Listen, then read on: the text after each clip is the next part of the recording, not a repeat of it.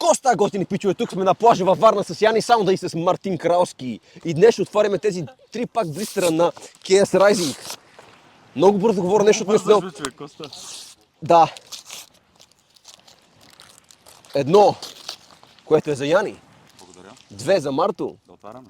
И чакай малко. И едно за мене. Така, гледайте сега. Взимаш го така и го дърпаш нагоре. Штракай така. Не, пак ли това? А, да, ето, Яни го направи. Точно така. Ядох чипса и сега се ме мазна ръцете. Чипс ли яде, бе? Да, аз не мога го фана. Отваряш го. Разли са ми ръцете, някой да отвори. Не пипай с мази ръце, бе. Добре, та не е мазна. И сега, така правиш.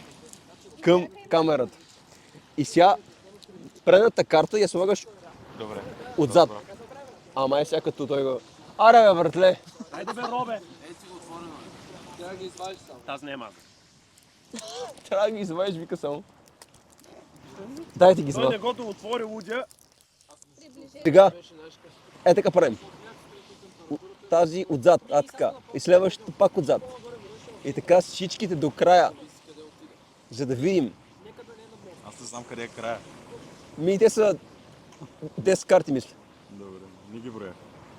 Сега ще видим. Говорче, тя ще каже... Нещо ме тук? Имам късмет. Ооо! What? Имбрияни? Я да видим. Не е това, другото пришито. Ги видим. 2 назад. Ето ги. О! Гледай, гледай. И бати късметлията. А тук Яни. Крейзи. Не знам какво ми се падна. А Марто? Ето. Това е това!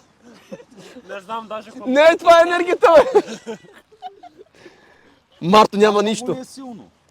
Не, Това мисля, много ли е силно? скъпо е. Това е 10 евро.